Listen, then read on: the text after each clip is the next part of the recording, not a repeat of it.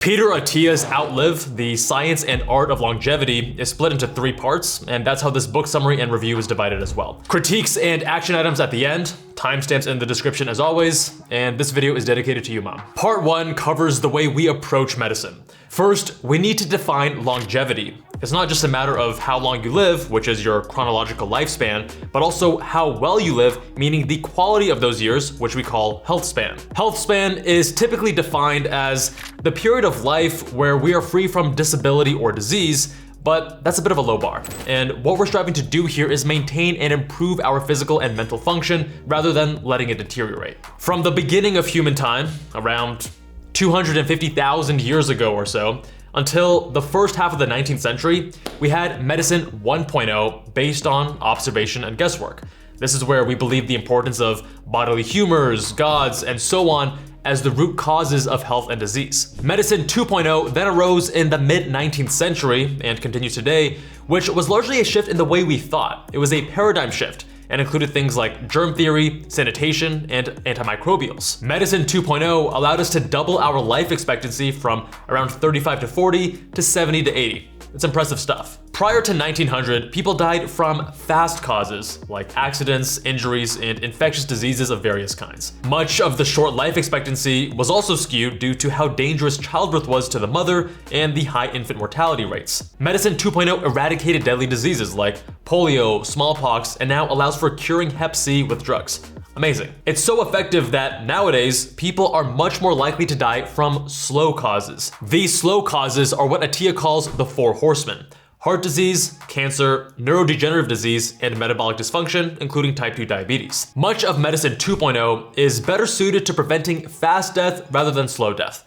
Things like trauma and severe infections, but far less effective at helping patients with chronic conditions like the 4 horsemen. The prevalence of the horsemen diseases increases sharply with age, but they begin much earlier than we recognize. For example, even if a heart attack can kill you suddenly, the underlying disease process has been progressing in your coronary arteries for at least a couple decades. Therefore, we need to step in sooner to prevent the horsemen from developing. One of the biggest issues between medicine 2.0 and 3.0 is how type 2 diabetes and metabolic dysfunction is approached. There are a few diagnostic cutoffs for type 2 diabetes, such as a hemoglobin A1C of 6.5% or higher. This measures how much glucose is stuck on the hemoglobin in your red blood cells and roughly estimates your average blood sugar over the last 3 months. But if you're less than that, say 6.4 or 6.3, you're in the pre-diabetic range, as my mother has been for the last several years, and the recommended treatment from medicine 2.0 is some vague lifestyle interventions, meaning exercise and nutrition, and possibly metformin, plus annual monitoring to see if you develop diabetes. There are multiple issues with this, one of which is that people with pre-diabetes don't think they have metabolic dysfunction, since hey, they're pre-diabetic and not fully diabetic, so everything must be fine, right? And this is what my mom actually believed for the longest time, despite my pleas to the contrary. And what this causes is a very casual approach to metabolic health. You don't only develop metabolic dysfunction when you have a hemoglobin A1C of 6.5 or higher. It's a spectrum, and you've been experiencing metabolic dysfunction well before meeting that cutoff. This is just the final stage of dysfunction. It's not binary where either you have it or you don't. But unfortunately, with medicine 2.0, that's where we decide whether or not to intervene. Modern medicine is pretty crap at handling the chronic diseases of aging that will kill most of us. The partial good news is that each horseman is cumulative, the product of multiple risk factors adding up and compounding over time, and many of these risk factors can be reduced or eliminated. Medicine 3.0 is what Attia and others have been pushing for, which has 2 main hallmarks. First, we want to prevent rather than treat chronic disease by acting early and aggressively and tailoring our therapies to the individual based on the best available evidence, which, by the way, isn't always a randomized controlled trial. And second, health span should be given just as much effort and attention as lifespan. Medicine 2.0 only really focused on lifespan. One thing incredibly misunderstood by most people today, including many physicians, is risk. Risk is not something to be avoided at all costs. Rather, it's something we need to understand, analyze, and work with. Don't let risk be a reason to do nothing. I have inflammatory bowel disease, Crohn's disease, ulcerative colitis, and a few years ago, there was weak correlational data that showed that vitamin D supplementation improved rates of remission for people with my disease. The study had several limitations, and it wasn't clear if it was correlational or causational, meaning If people who are healthier and in remission will be outside and active and therefore have higher vitamin D, or if vitamin D supplementation can help with remission. Regardless, with high quality supplements and reasonable dosing, vitamin D supplementation has low risk and possibly a high upside. My GI doctor felt otherwise. In the last year, another study came out demonstrating with stronger evidence that supplementation is in fact beneficial and more likely to be causational and not correlational. I'm glad I didn't listen to my GI and made the risk-informed decision instead. Many people are unwilling to take on any action without robust evidence, and they don't understand asymmetric risk.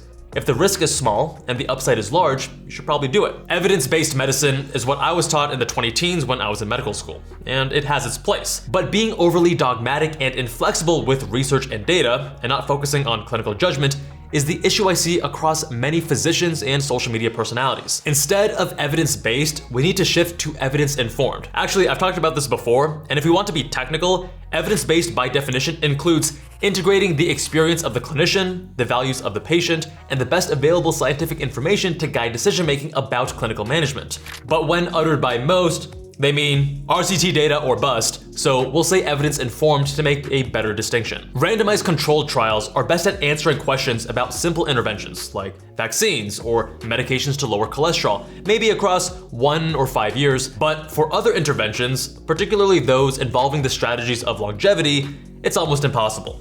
Living systems are messy, and we need to be comfortable without having absolute certainty. There are 4 main points to consider with Medicine 3.0. First, greater emphasis on prevention rather than treatment. Second, considering each patient as a unique individual. We're no longer evidence-based, which has the issues such as the vitamin D story, but now evidence-informed. 3, we take an honest assessment and acceptance of risk, including the risk of doing nothing. And 4, we focus on maintaining health span, the quality of life we all arguably care more about than lifespan. To better understand our efforts and to put them into perspective, we need to focus on our marginal decade, our 70s, 80s, 90s, or beyond. What do you want to be doing in your final decades? What's the plan for the rest of your life? A typical modern life course looks like this. As we get older, our health span steadily declines. With Medicine 2.0, it steps in towards the end, treating heart disease or cancer or whatever else, prolonging your life by a few months to a few years if you're lucky. But this occurs when your health span is already compromised. Medicine 3.0 is the ideal line and trajectory. When you do decline, the descent is steep but relatively brief. This is called squaring the longevity curve. Many people make the mistake of focusing on tactics instead of strategy, things like shortcuts, what supplements to use, and so on.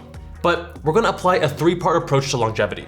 Objectives, which leads to strategy, which leads to tactics. Health span is comprised of 3 categories: cognitive decline, physical body function, and emotional health, which is largely independent of age, unlike the other 2. But keep in mind that lifespan and health span are not independent variables, but rather tightly intertwined. For example, increasing your muscle strength and improving cardiorespiratory fitness reduces your risk of dying from all causes by a far greater magnitude than you could do by taking whatever cocktail of medications. With Medicine 3.0, we have a longevity tactics toolkit with 5 arms. First is exercise, which has the subcomponents of strength, stability, aerobic efficiency, and peak aerobic capacity. Second is nutrition, then we have sleep, 4th, emotional health, and 5th, exogenous molecules, meaning drugs, hormones, and supplements. And there's also a bonus 6th bucket of radical temperature exposure, accident exposure, pollution, and things like that. In part 2, Attia focuses on each of the 4 horsemen. The key thing you'll find from centenarians, those who live to 100 years and beyond, is that they live longer with good function and without chronic disease. And with these chronic diseases, a lot of them are intertwined. Medicine 2.0 looks at diseases as entirely separate from one another, treating diabetes as if it was unrelated to cancer or Alzheimer's, even though it's a risk factor for both. Out of the 4 horsemen, let's start with metabolic dysfunction. We have an epidemic of obesity and metabolic dysfunction, but not everyone who is obese is metabolically unhealthy, and not everyone who is metabolically unhealthy is obese. Metabolic syndrome is defined by 5 criteria, but you need just 3 or more to have metabolic syndrome, along with more than 30% of other Americans. The 5 criteria are hypertension, that's a blood pressure above 130/85, high triglycerides, above 150 mg per deciliter, low HDL cholesterol, which is lower than 40 in men or lower than 50 mg per deciliter in women, central adiposity, meaning a waist circumference greater than 40 inches in men or 35 inches in women, and 5th, an elevated fasting blood glucose of 110 mg per deciliter or higher. Having metabolic syndrome is associated with higher risk of heart disease, stroke, type 2 diabetes, and other chronic illnesses. Lots of us are concerned with how much fat we have, But where you store your fat is actually more important. Subcutaneous fat, the stuff just under your skin, is largely for vanity, but visceral fat, the fat around your internal organs, is linked to increased risks of cancer and cardiovascular disease since it secretes inflammatory cytokines. Asians, such as yours truly, have less capacity to store subcutaneous fat than Caucasians before it starts going to visceral fat. Think of your subcutaneous fat stores as a bathtub, and as it overflows, additional fat starts overflowing into your visceral fat, or on the floor of the bathroom in this analogy. And we all have different sized bathtubs. This is why when you've seen BMI zones for different ethnicities, the overweight BMI for Asians is shifted to around 23, whereas Caucasians are 25, and the same with obesity, which is defined as 27 for Asians and 30 for Caucasians. Attia has his patients undergo an annual DEXA scan, which precisely tells you your overall body fat, including specifically how much is visceral versus subcutaneous. I do a DEXA scan once per year, and if you're more on top of things, maybe you'll do it twice per year. It's the most accurate way to measure body composition, visceral body fat, and even muscle mass, and it gives us this important metric called appendicular lean mass, which we'll discuss more later in this video. But the issue is that you're not gonna do DEXA scans regularly enough to see yourself trending. A regular scale will tell you just your weight, but you have no idea of knowing how much is muscle versus fat and subcutaneous versus visceral. To get around this, I use the Withings body scan scale, which uses bioimpedance through not only your feet, but also your hands, to measure your body fat and also your visceral body fat. It's of course not as accurate as a DEXA scan, meaning I can't trust the exact number it tells me, but it is precise. Meaning if it goes up or down by 1%, I can trust that my true figure per a DEXA scan would also go up or down by roughly that amount. And I find that really valuable, as my diet and exercise routine, they're gonna change multiple times between my annual DEXA scans, and I wanna know if I'm on the right track or not. Use the code KevinJabal10 for 10% off the body scan for a limited time, or use the link in the description. Diabetes is ranked as the 7th or 8th leading cause of death in the US, but the actual figure is much greater, since we undercount its true impact, as those with diabetes have much greater risk of cardiovascular disease, cancer, Alzheimer's, and other dementias. Peter tests his patients in multiple ways to assess their metabolic function, not only with DEXA scans, but also liver tests called AST and ALT, which tell you about your levels of liver inflammation and whether or not you have early stages of fatty liver disease. But note that the recommended normal ranges that the lab gives you are higher than he would like, since what is normal today is based on population percentiles, and it's certainly not the same as healthy, as our population has become more unhealthy over the decades. He also looks at uric acid, since higher levels promote fat storage, but are also linked to high blood pressure, and of course insulin, and the way a patient responds to glucose, namely with an oral glucose tolerance test. This is where you drink a sugary solution, and your blood is then drawn every 30 minutes for 2 hours to see how your insulin and glucose levels respond. This is far more useful than simply a fasting blood sugar or your hemoglobin A1C. Next, let's move to heart disease, which is the #1 killer of Americans and is very widely misunderstood. Ironically, American women are 10 times more likely to die from atherosclerotic disease than from breast cancer, but we have pink ribbons everywhere for breast cancer that far outweigh the number of AHA red ribbons for women's heart disease awareness. Let's talk cholesterol. First, there is no such thing as good or bad cholesterol, and your total cholesterol isn't important either for your risk of heart disease. Cholesterol is lipid soluble, so it doesn't dissolve in water or blood, and therefore needs complex molecules called lipoproteins to transport it. The different lipoproteins combined with the cholesterol are what makes it good or bad, more or less dangerous. HDL has more protein in relation to fat and is therefore more dense, hence the name high density lipoprotein, and LDL has more fat or lipids compared to protein, hence low density. Each lipoprotein particle is wrapped by one or more large molecules called apolipoproteins, which provide structure, stability, and solubility to the particle. HDLs are wrapped in apolipoprotein A, and LDL are wrapped in apolipoprotein B, or ApoB. Here's the key thing. Every single lipoprotein that contributes to atherosclerosis, not just LDL, but others too, carries the ApoB protein signature. That's because ApoA particles, like HDL, can cross the lining inside your blood vessels, the endothelium, very easily in both directions. But ApoB particles, like LDL, are more likely to get stuck. When the LDL or VLDL or other particle with that ApoB gets stuck in the wall and becomes oxidized, that then kicks off the cascade of atherosclerosis, the process that ultimately clogs your arteries and causes heart attacks and strokes. This is why rather than asking your doctor for your LDL, you should ask them for your ApoB, as this tells you the total number of all particles with ApoB, including LDL, but also VLDL and others that are dangerous. This is far more important and a better predictor of your cardiovascular risk. So we know ApoB is bad, but there's another version that's extra bad, ultra villainous, called Lp(a). This lipoprotein is formed when an LDL particle is fused with another rarer protein called apolipoprotein a, or apo(a) for short, not to be confused with apolipoprotein A, or ApoA, which makes up HDL particles. Apo(a) wraps loosely around LDL with multiple kringles that look like the Danish pastry. These are what make Lp(a) so dangerous. As the particles pass through the bloodstream, they scoop up bits of oxidized lipid molecules and carry them along. These are even more likely than regular LDL particles to get stuck in the blood vessel wall. Therefore, in addition to ApoB, you need to ask your doctor to check your Lp(a), as it is the most prevalent hereditary risk factor for heart disease. And because it's largely genetic, unlike the other cholesterol markers and metrics, you only really need to test it once in your life. So we know Lp(a) is part of your ApoB number,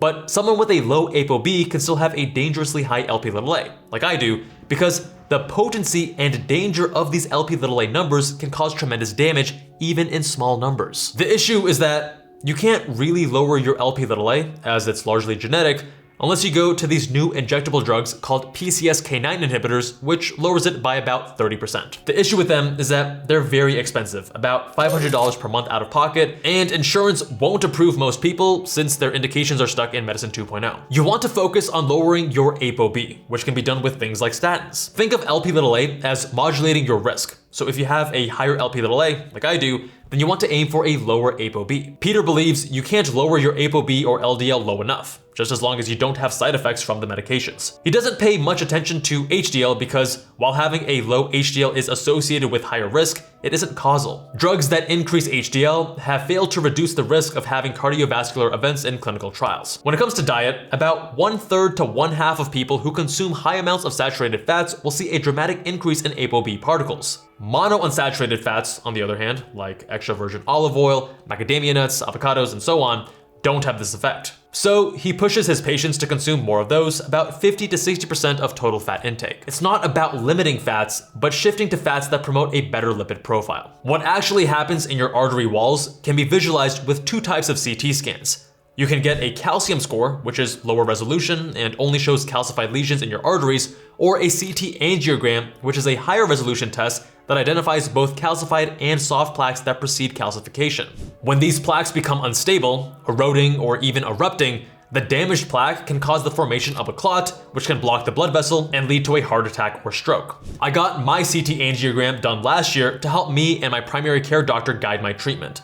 My Lp(a) is sky high, and my ApoB was lowered to around 70 with drugs. Ideally, we'd want to go lower on my ApoB given my high Lp(a), but more aggressive statins caused me to have insulin resistance, which by the way I wouldn't have caught if it wasn't for my CGM, which I'll tell you about later in this video. With the CT angiogram showing nothing at all, we felt comfortable hovering around 70 for the time being until we deem it necessary to switch to something like a PCSK9 inhibitor or bempedoic acid, things that don't have those same metabolic side effects of certain statins. And by the way, the insulin resistance was pretty huge. My average daily blood sugar went from low to mid 90s to 110 to 115 range. Massive difference and a downside of statins for some people. Muscle aches are another common side effect. Other cholesterol lowering medications, which you can think of as ApoB clearance increasers, include the following. First, statins, as we discussed, which inhibit cholesterol synthesis and prompt the liver to increase the expression of LDL receptors, taking more LDL out of blood circulation. Next, ezetimibe, which blocks the absorption of cholesterol in the GI tract, but this is the cholesterol you make and recycle via your liver and biliary system, not the stuff you eat. Keep in mind, the cholesterol you eat in food has no connection to the cholesterol in your blood. The vast majority of the cholesterol in your circulation is produced by your own cells. Next, bempedoic acid, which is for people who can't tolerate statins. Its function is very similar, but rather than inhibiting cholesterol synthesis everywhere in the body, as statins do, hence the muscle aches for some people, bempedoic acid only does so in the liver. And PCSK9 inhibitors, which helps upregulate the number of LDL receptors by reducing their rate of degradation. Next, let's talk cancer, the second leading cause of death in the US right after heart disease. The key is to detect and act early to prevent it progressing to stages where we can't do much about it. Too often, we detect it when it's causing other symptoms, at which point it's usually too advanced to be removed, or it's already metastasized, meaning it's spread to other areas of the body. It's a three-part strategy to deal with cancer. First, prevention. Second, treatments targeting its weaknesses. And third, early detection. You're gonna find a theme here of metabolic dysfunction linking to all the other horsemen. And surprise, surprise, the link between obesity, diabetes, and cancer is primarily driven by metabolic dysfunction, driving inflammation and more growth factors like insulin. What I was taught in medical school is that because there are tons of false positives with broad screening, we shouldn't do them on most people, as this can result in more invasive procedures with risk, like biopsies, and emotional cost too for something that might be nothing. This would require a whole discussion on biostatistics with sensitivity, specificity, positive predictive value, negative predictive value, and so on, which is beyond the scope of this video, but we do cover it quite in depth in our ultimate research course for pre-med and med students. But in Medicine 3.0, we say the tests are useful, and there are many ways to make them more useful and accurate.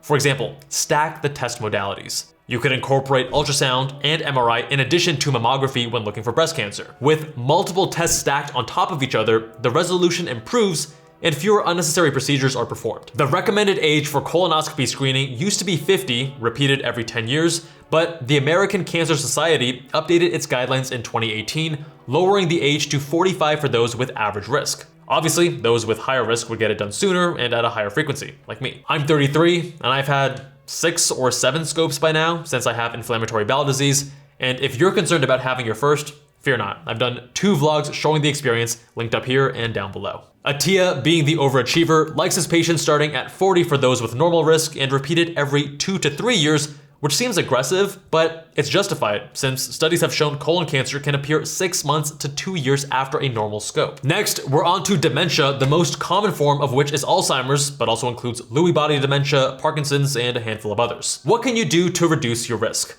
Surprise, surprise, metabolic health comes up yet again in study after study, especially if you have the ApoE4 genotype, which means you're at a higher risk for Alzheimer's genetically. This becomes even more important. The good news here is that exercise is the most powerful tool in the toolkit, having a 2-pronged approach on Alzheimer's. First, it helps maintain glucose control, and second, it improves the health of our vasculature. This is important when we look at the 2 theories of why Alzheimer's occurs in the first place. The first theory is a gradual reduction in blood flow, eventually creating an energy crisis for the neurons, triggering a cascade of events leading to neurodegeneration. The second theory is abnormal glucose metabolism in the brain, which makes sense, since type 2 diabetes has a 2 to 3-fold increase in your risk of developing Alzheimer's. Just like reduced blood flow, impaired glucose metabolism starves the neurons of energy and provokes a cascade of responses leading to inflammation, stress, mitochondrial dysfunction, and ultimately neurodegeneration. There are other forms of prevention too.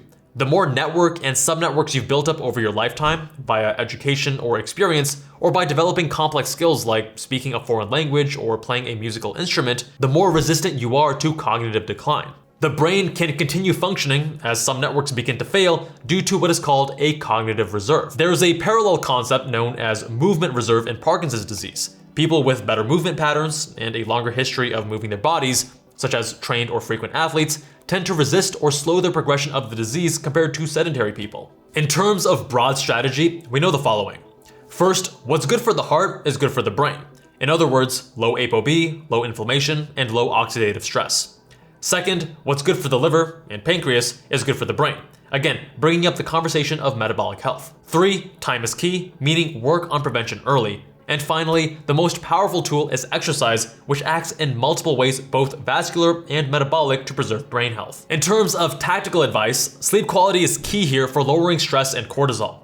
Protecting your hearing is important to reduce your risk of dementia, possibly because those with hearing loss tend to pull back and withdraw from socializing, intellectual stimulation, and feeling connected. Brushing and flossing your teeth is critical to oral health, which is tied to improved cardiovascular disease risk, and doing a dry sauna protocol of 4 sessions per week, about 20 minutes per session at 179 degrees Fahrenheit or hotter, shows benefits too. Finally, part 3 is where Attia focuses on exercise, nutrition, and emotional health. If we go back to those 5 arms of the longevity toolkit from earlier, exercise is actually the most potent domain for both health span and lifespan. Attia divides exercise into 4 categories: aerobic efficiency, maximum aerobic output measured by your VO2 max, strength, and stability. While we had more concrete science for the 4 horsemen, nutrition and exercise are much more complex. With any new patient, he evaluates the following: are they overnourished or undernourished? Are they undermuscled or adequately muscled? And are they metabolically healthy or not? Exercise isn't as bad as nutrition, but there's still some tribalism with regards to strength training versus cardio and so on. In reality, you have to focus on all 4 of the exercise domains. VO2 max is the single most powerful marker for longevity. Those with the bottom quartile of VO2 max are 4 times more likely to die than someone in the top quartile. Even the lowest quartile compared to the second lowest quartile has a 50% reduction in all-cause mortality. So why is exercise so beneficial? It strengthens the heart, maintains the circulatory system, improves mitochondrial health, and that helps you metabolize both glucose and fat. Stronger and more muscle helps to support and protect your body and maintain metabolic health, since remember, glucose is taken up by the muscles and fights against insulin resistance. It prompts the body to produce its own endogenous drug-like chemicals, which help strengthen our immune system, grow new muscle, and strengthens our bones. Going back to the DEXA scan and measuring our appendicular lean mass index, meaning the muscle mass of your extremities controlled for height, you see that muscularity is important as we age. In a study where the average subject age was 74 at enrollment, 50% of those with the lowest ALMI quartile were dead, compared to only 20% in the highest quartile. If you're old and not very muscular, fear not. It's never too late to start. Attia's mom started lifting weights at 67 and it changed her life. Most of us tend to have an affinity for one type of exercise. If you do exercise regularly, it's probably lifting weights or running or cycling, but likely not a combination of everything. But we need a balanced approach to exercise when it comes to aging. He recounts a story of a friend's mother who passes and sees that the last decade of her life, she wasn't really living. She couldn't do what she loved. Her body was holding her back from doing the things she wanted to do for a decade prior to her passing. It was from this that he realized he needs to adopt the philosophy of a decathlete and apply it to aging. In Olympics, decathletes are the most revered. They aren't the best at any of the 10 individual events in which they compete, but they are the greatest because they are remarkably good at so many different events. They are true generalists. Cue the centenarian decathlon. Think of it as the 10 most important physical tasks you want to be able to do for the rest of your life. He starts with a long list of physical tasks, like hike 1.5 miles on a hilly trail, get up off the floor under your own power using a maximum of 1 arm for support, pick up a young child off the floor, carry 2 5-pound grocery bags for 5 blocks, lift a 20-pound suitcase into the overhead compartment of a plane, balance on one leg for 30 seconds, eyes open, and bonus points, eyes closed for 15 seconds, have sex, climb 4 flights of stairs in 3 minutes, open a jar, do 30 consecutive jump rope skips. These are just examples, and yours can be something totally different. Your body will decline as you age. So in order to do any of those things then, you need to be able to do much more now, to armor yourself against the natural and precipitous decline in strength and aerobic capacity that you will undergo as you age. A big part of this centenarian decathlon is to help us redefine what is possible in our later years and wipe away the default assumption that most people will be weak and incapable at that point in their lives. The first of the 4 domains of exercise is aerobic efficiency, which we call zone 2. When you're doing cardio, you can be in one of 5 zones, or up to 7 depending on your training methodology. But don't worry if you have 6 or 7 zones, because what we're saying with zone 2 is the same across all of them. Zone 1 is a walk in the park, and zone 5, or 6 or 7, is a sprint. Zone 2 is more effort than a walk in the park. Think of it as the effort where you can barely speak in full sentences. Or you could talk to someone, but they would definitely know that you're exercising. On a technical level, it's the maximum effort that you can maintain without accumulating lactate, because production and clearance is matched. You can be a weirdo like me or Attia and prick your finger to measure your lactate quantitatively, or you can do the talk test that I just mentioned. The reason zone 2 is so important is that it helps with your mitochondrial health. And as we know, the mitochondria is the powerhouse of the cell. Glucose can be metabolized in multiple ways, but fatty acids can only be converted to energy in the mitochondria, and more effective and healthier mitochondria mean you have a greater capacity to utilize fat. Being able to use both fuels, glucose and fat, is what we call metabolic flexibility, and it's a good thing. But not only does it help with your mitochondrial health and prevent chronic illness, but it also helps build a base of endurance for anything else you do in life, whether riding your bike or playing with your kids or grandkids. Depending on your level of fitness, a brisk walk may get you to zone 2, and for others, you may need to walk uphill. I do most of my zone 2 on the indoor trainer, as does Attia, but figure out whatever method is enjoyable and sustainable for you. He recommends 3 hours of zone 2 minimum per week, or 4 45-minute sessions. He's a bit of an overachiever, so he does 4 60-minute sessions, and since I'm so incredibly slow and unfit on the bike, I do closer to 5 or even 6 hours of zone 2 on the bike, and I've seen a 50% improvement in my zone 2 power in the last year and a half by doing so. The second domain is max aerobic output. VO2 max is a good proxy for our physical capability, and while zone 2 helps to increase it, it's only marginal. We need to train VO2 max intentionally as well. He pushes his patients to train for as high a VO2 max as possible so they can maintain a high level of physical function as they age. He wants them to target the elite range for their age and sex, which means the top 2%. If they achieve that, he says, good job, now let's reach for the elite level for your sex, but 2 decades younger. It's an extreme goal for sure, but if you couldn't already tell by now, he's hardcore. Your VO2 max will decline by roughly 10% per decade and up to 15% per decade after the age of 50. He recommends supplementing your zone 2 workouts with 1 or 2 VO2 max workouts per week. Essentially, 80% of your cardio should be zone 2 and 20% should be VO2 work. VO2 max intervals are about 3 to 8 minutes in length, which is longer than HIIT, which are usually 30 seconds to a minute. He recommends a 4x4 protocol where you go as hard as you can for 4 minutes, and then 4 minutes of an easy pace for your heart rate to come back down below 100 beats per minute, and then repeat that 4 times, or up to 6 times if you're an overachiever, and then cool down. For those on the bike, he finds that the ideal VO2 max pace works out to about 33% more than your zone 2 power, or alternatively, 120% of FTP for 3-minute intervals and 106% of FTP for 8-minute intervals. Next is strength. Muscle mass begins to decline as early as our 30s, and we lose muscle strength about 2 to 3 times more quickly than we lose muscle mass. This is because as we age, there's atrophy in the type 2 muscle fibers, which are the fast twitch fibers. Think of strength training as a form of retirement savings. Just as we want to retire with enough money saved up to sustain us for the rest of our lives, we want to reach older age with enough of a reserve of muscle and bone density to protect us from injury and allow us to continue to pursue the activities that we enjoy. It's better to save and invest and plan ahead, letting your wealth build gradually over decades, than to scramble to try to scrape together an individual retirement account in your late 50s and hope the stock market works out. Strength training also helps with bone mineral density, or BMD, which is also assessed by the DEXA scan we discussed earlier. BMD diminishes on a parallel trajectory to muscle mass, peaking as early as our late 20s before beginning a slow, steady decline. 1/3 of people over 65 who fractured their hip are dead within a year, which is why I was freaking out back in medical school when my grandmother in her mid to late 80s broke her hip. But she's a fighter and lived for several years after that. A big part of that is we can lose muscle and ability incredibly fast with inactivity. It's the beginning of a steep decline from which we may never recover. Luckily for my grandmother, my mom got on her case, possibly in part from me pestering her with the importance of activity and rehab immediately after hip replacement surgery to improve outcomes. One of the most important measurements of strength is how much heavy stuff you can carry. I know, even more important than the size of your biceps or how much you can bench.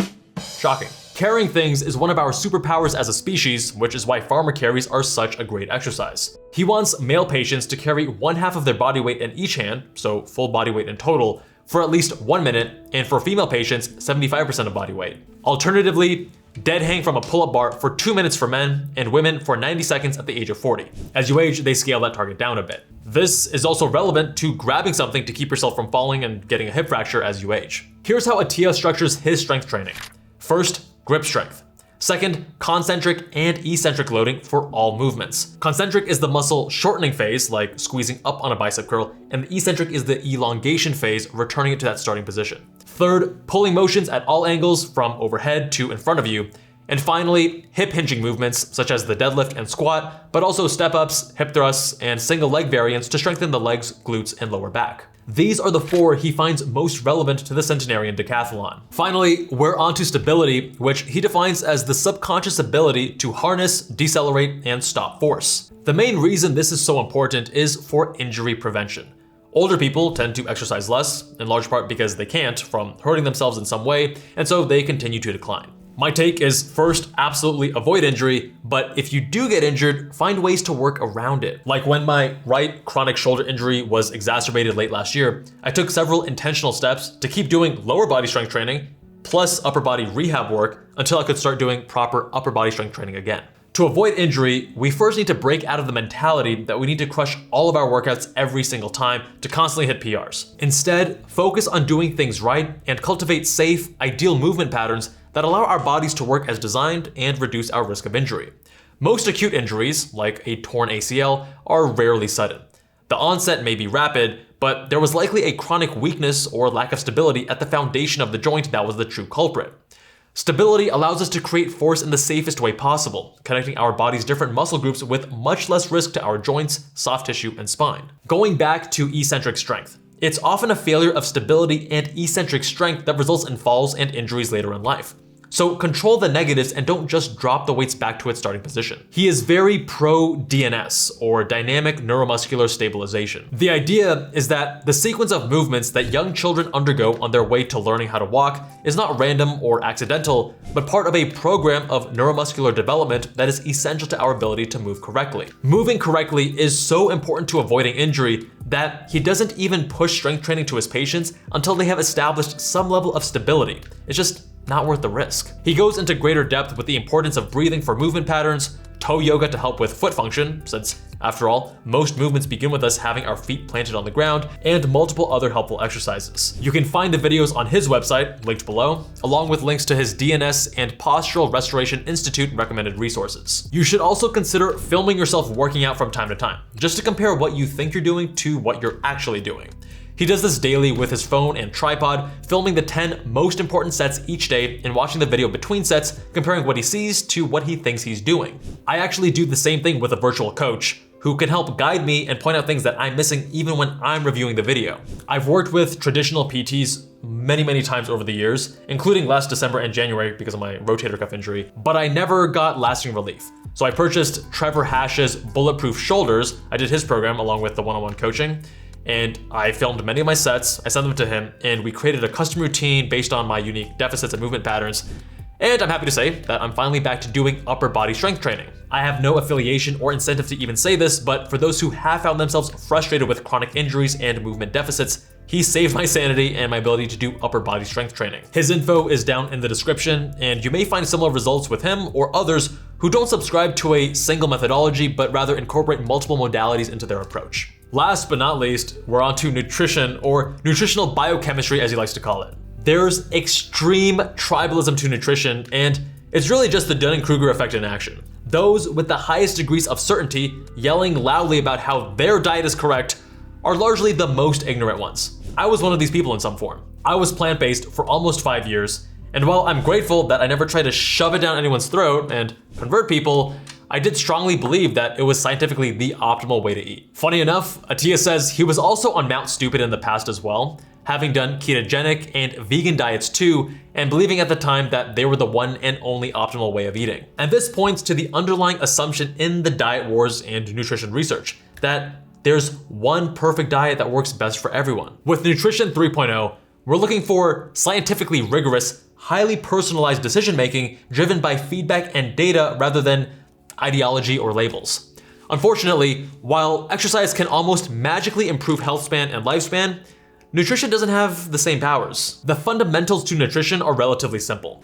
Don't eat too many calories or too few, consume sufficient protein and essential fats, obtain the vitamins and minerals you need, avoid pathogens like E. coli and toxins like mercury or lead, and beyond that, we know relatively little with complete certainty. Directionally, the cliche expressions are likely correct. If your great-grandmother would not recognize it, you're probably better off not eating it.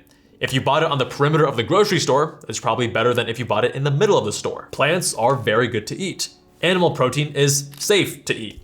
We evolved as omnivores, and therefore, most of us can probably find excellent health as omnivores. The reason we don't know much about nutritional biochemistry is because nutrition research is quite poor, leading to bad reporting in the media, lots of arguing on social media, and rampant confusion among the public. The main issues with nutrition research are the following. First, it's primarily epidemiologic studies, which are notoriously bad at distinguishing between correlation and causation. Second, the effect sizes are so small they could be due to other confounding factors. Third, many of the data collection methods are complete jokes, like food frequency questionnaires, asking people to remember how often or what they've eaten in the past. Just try remembering what you ate 2 weeks ago for lunch to see why this is completely useless. And fourth, healthy user bias, which is one of the largest issues. Those that are health-minded tend to have clusters of behavior, and the thing you're testing, let's say a vegan diet, is likely subject to this. So what actionable steps can we take on diet? There are 3 levers we can use when making dietary changes. First, caloric restriction or CR, eating less in total, but without attention to what is being eaten or when it's being eaten. Second is dietary restriction or DR, eating less of some particular elements within the diet like meat or sugar or fats. And finally, time restriction, or TR, whereby we restrict eating to certain times, up to and including multi-day fasting. CR is of course the easiest to understand, and in animal models, it appears that eating fewer calories extends your life. This was hot new stuff back when I was in college around 2010, but even back then, it was controversial. Let's summarize it with the following. There were two studies looking at monkeys, the Wisconsin study and the NIH study. Monkeys that ate fewer calories in the Wisconsin study lived longer, but there was no difference in lifespan for NIH monkeys. The main difference in the studies was the type of food they ate. Wisconsin monkeys ate garbage junk food, whereas NIH monkeys ate higher quality food. Long story short, since the NIH diet was much higher quality, giving more or less had a smaller impact because the diet wasn't as harmful to begin with. If you're eating junk food, it's better to eat much less of it. But if your diet is high in quality to begin with, and you're metabolically healthy, then not eating to excess is beneficial, but beyond that, there's not much benefit. You'll find that by eating a healthier diet, you'll naturally consume fewer calories too because of the macronutrient and fiber makeup of your diet. Now, most diets focus on DR, limiting what you actually eat, and it's also where people focus all of their anger and arguing online. There are certain things we should all eliminate, like sugary beverages, but beyond that, the biggest issue is everyone's metabolism is different. I tried a keto diet for a week and it absolutely destroyed my GI system. Does that mean that no one should do keto and keto is never a good idea? Obviously not. Some people will lose lots of weight and improve their metabolic markers on a low carb or keto diet, while others will actually gain weight and see their lipid markers go haywire on the exact same diet. Conversely, some people might lose weight on a low fat diet while others will gain weight. Alcohol has no physiologic benefits, and studies suggesting it's healthy are plagued by issues such as the healthy user bias. However, Attia drinks relatively frequently because of social or emotional benefits. He recommends fewer than 7 servings of alcohol per week, with ideally no more than 2 on a given day. I still think that's a bit on the higher end. Now, let's go through each of the macronutrients, starting with carbs. Attia is a huge proponent of CGMs for his patients, even those who are not diabetic. They're more accurate and actionable than a hemoglobin A1C. But those against the idea say that first, it's too expensive, and 2, there's no RCT data showing the benefit in non-diabetic patients. Regarding cost, Attia points out most people only need it for a few months to get the value, and plus with time and more non-diabetics using it, it'll drive costs down. And for the RCT side, that's a valid critique, but things are moving so fast and there might be data soon showing benefits. But existing data looking at blood sugar in non-diabetics is already noteworthy. There was a 2011 study looking at 20,000 people, mostly without type 2 diabetes, which found that their risk of mortality increased monotonically with their average blood glucose levels measured via hemoglobin A1C. The higher their blood glucose, the greater their risk of death even in the non-diabetic range of blood glucose. Another study in 2019 looked at the degree of variation in subjects' blood glucose levels and found that people in the highest quartile of glucose variability had a 2.67 times greater risk of mortality than those in the lowest or most stable quartile. Again, this brings up the evidence-informed versus evidence-based discussion from earlier. When putting patients on a CGM, he notices 2 distinct phases. First, the insight phase, where they learn how different foods, exercise, sleep, and stress affects blood sugar in real time. This primarily happens in the first month. And second, the behavior phase, where the Hawthorne effect is activated, whereby people modify their behavior when they're being watched. The goal here is to keep your average blood glucose at or below 100 mg per deciliter with a standard deviation of less than 15. Higher standard deviation means there are greater fluctuations, and probably much more insulin is being required to bring their glucose under control. This is a key early warning sign of hyperinsulinemia. You'll find a ton of other insights with a CGM, such as people tend to be more insulin sensitive in the morning than in the evenings, so it makes sense to front load your carb consumption earlier in the day. You'll also find that your carb tolerance is heavily influenced by other factors, such as your activity level and sleep. Again, tying these things together, you'll find that zone 2 and endurance work helps with glucose disposal, as does greater muscle mass, allowing you to not spike your blood sugar as easily. And that brings us to Levels, who's sponsoring this part of the video. I've been using their product almost daily now since 2019, because you're not only getting the functions and benefits of a CGM, as Attia outlines in Outlive, but combining it with a more powerful app to gain further actionable insights. Levels, since the beginning, has already provided more value and utility than a regular CGM, by allowing you to log your meals with photos and descriptions, as well as exercise, to gain greater insight into how foods affect you, as each person responds differently to the same foods. But now they've added a new feature called Habit Loops, which allows you to set daily targets and track progress for nutrition, fitness, and wellness habits. Part of this is macro tracking, which lets you track your protein and fiber intake, which are very important to metabolic health, as we'll discuss shortly. But you can also track sleep, steps, workout time, and so on. In short, their app gives you the benefits of CGMs that Attia discusses, but it adds additional benefits too, things like protein and fiber tracking, exercise goals, and sleep, which Attia also emphasizes heavily. They're also currently running a large-scale observational research study to better understand CGM data in non-diabetic individuals. Some of the most exciting preliminary data is around weight loss, specifically that levels users that begin with a high BMI greatly decrease it, and there's a strong correlation between food logging and decreasing your BMI. It's a strong testament to you can't manage what you don't measure. Use the link on the description for 2 free months on your annual membership, and check out why I even got my mom on their product for the metabolic health benefits in this video right up here. Now here are Attia's lessons from wearing a CGM. You can find my list, which is a bit different, in the video linked in the description. Less processed carbs and those with more fiber help to blunt glucose impact. He tries to eat at least 50 grams of fiber per day. Rice and oatmeal are surprisingly glycemic, meaning they cause a sharp rise in glucose, despite not being particularly refined. More surprising is that brown rice is only slightly less glycemic than long grain white rice. Fructose does not get measured by a CGM, but because fructose is almost always consumed in combination with glucose, fructose-heavy foods will still likely cause blood sugar spikes.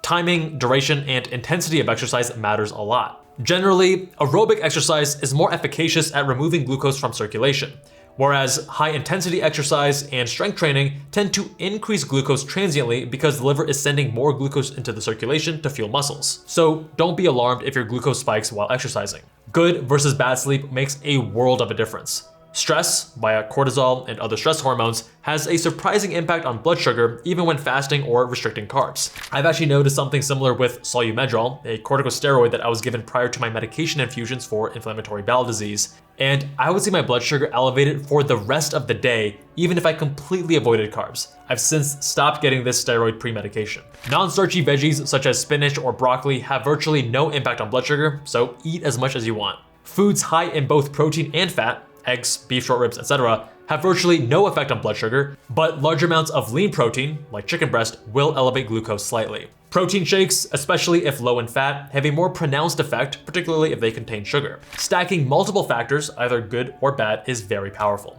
For example, if you're stressed out, sleeping poorly, and unable to make time to exercise, then be careful with what you eat. The most important insight is that simply tracking his blood sugar has a positive impact on his eating behavior, as the CGM creates its own Hawthorne effect. Now onto protein. In short, most of us are under-consuming protein.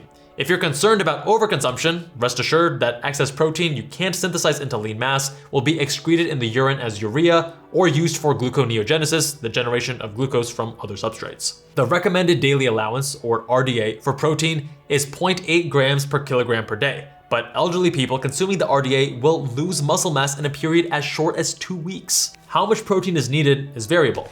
He recommends 1.6 grams per kg per day minimum for his patients, which is twice the RDA. And for active people with normal kidney function, 1 gram per pound of body weight, or 2.2 grams per kg per day, is a good place to start. So for someone 180 pounds, like me, they need to consume 130 grams of protein per day minimum, and up to 180 grams. It's actually quite difficult. The best way to approach this, and to make sure your body can actually use each bolus of protein, is to split it into 4 or more servings throughout the day, each with about 0.25 grams per pound of body weight. The reason is that if you consume more than 40 to 50 grams in a single seating, your body can't actually use that for muscle synthesis, and it can't store the excess for later. Most people do not need to worry about consuming too much protein. It requires incredible effort to eat more than 3.7 kg per gram per day, or 1.7 gram per pound, which is the safe upper limit of protein consumption, resulting in too much stress on the kidneys. Keep in mind, as you age, anabolic resistance sets in, meaning it's harder to gain muscle. Therefore, older people may require more protein. Attia generally consumes a protein shake, a high protein snack, and 2 protein meals. A good way to track this is with levels macro tracking. All you have to do is take a photo or describe your meal, and it will estimate your macronutrients of the meal, including how many grams of protein, to help you hit your targets each day. Both plant or animal-based proteins are fine, but keep in mind, if you're doing plant protein, it is far less bioavailable than animal sources, only about 60 to 70% bioavailability. Plant protein also has less of the essential amino acids methionine, lysine, and tryptophan, potentially leading to reduced protein synthesis. This also applies to whey versus soy protein isolate. Let's talk fat. There are three main types: saturated fatty acids, monounsaturated fatty acids, and polyunsaturated fatty acids, which are broken down further into omega-6 and omega-3.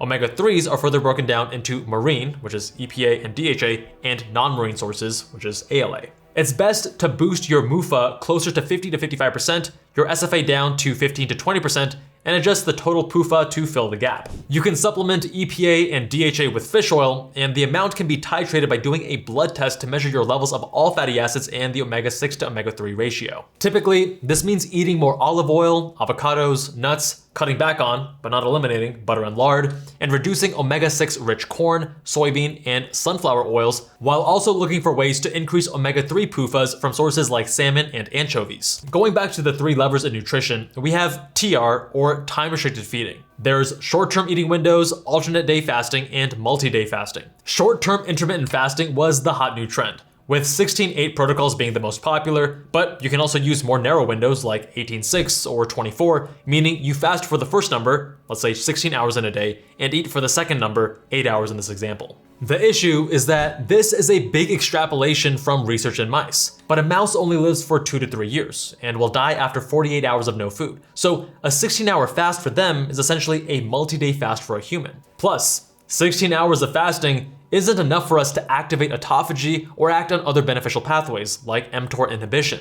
You are, unfortunately, much more likely to miss your protein window by going too aggressive here, particularly if you go to the extreme of OMAD, or 1 meal a day, and limit eating to just 1 or 2 hours per day. Alternate day fasting can help you lose weight, but again, per the literature, you're probably gonna lose more muscle mass compared to patients who just eat 25% fewer calories every day. Multi-day fasting has the largest effect on both muscle mass and reducing physical activity levels, and these two costs for most patients don't outweigh the benefits. Using something like multi-day fasting should be done so carefully and deliberately, keeping these costs in mind. To sum up nutrition, bad nutrition can hurt us more than good nutrition can help us. If you're already metabolically healthy, nutritional interventions can only do so much. Most people are going to be overnourished, but also undermuscled. Zone 2 training can have a huge impact on our ability to dispose of glucose safely and our ability to access the energy we have stored as fat. Saturated fat can raise ApoB in some people, but it's easy to control pharmacologically. Excessive carb intake can have spillover effects in the form of elevated triglycerides. If there's one food he would eliminate from everyone's diet, it would be fructose-sweetened drinks, including both sodas and fruit juices. But I love his concluding paragraph.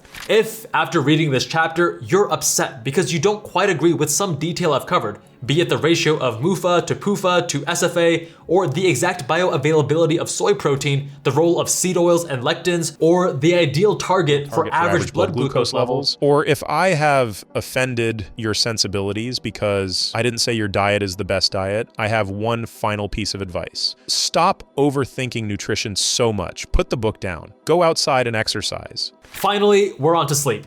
He starts the chapter with a story of him falling asleep behind the wheel. To which I say, come on, Peter, don't be riding the clutch at a red light. You're gonna cause the throat bearing to fail prematurely. But he makes a good point. Sleep deprivation in medicine is not only tolerated, but cultivated, as I've discussed many times on this channel and on Med School Insiders. It's ironic since those in medicine are supposedly promoting health, yet are taking a huge hit to their own. Since this video is already insanely long, I'll summarize the sleep chapter with the following. Sleep deprivation increases your risk of injury. If you're chronically sleep deprived, you probably underestimate the effects since you've adapted to it. People who are sleep deprived have older looking, flabbier skin. Even in the short term, sleep deprivation can cause profound insulin resistance. Try it for yourself with a CGM. High stress can make us sleep poorly, which makes us feel more stressed, which is a disastrous feedback loop. High overnight glucose on your CGM is almost always a sign of excessive cortisol and sometimes exacerbated by late night eating and drinking. Here's how to improve your sleep. No alcohol, and if you must, limit yourself to 1 drink prior to 6 p.m. Don't eat within 3 hours of bedtime. You want to go to bed just slightly hungry. Abstain from stimulating electronics for 2 hours before bed. reduce blue light exposure with night shift or similar to transfer to warmer colors. For at least 1 hour before bed, avoid anything that is activating or stimulating, like work or social media. Sauna or hot tub before bed can help you cool and signal sleep to your brain. The room should be cool, and getting a cooling mattress or device, like the 8 Sleep, which both Attia and I use, linked below for a special discount, is a game changer here. Darken the room completely. You shouldn't be able to see your hand in front of your face. Give yourself enough time to sleep. Be consistent with your sleep and wake times. And don't obsess over your sleep.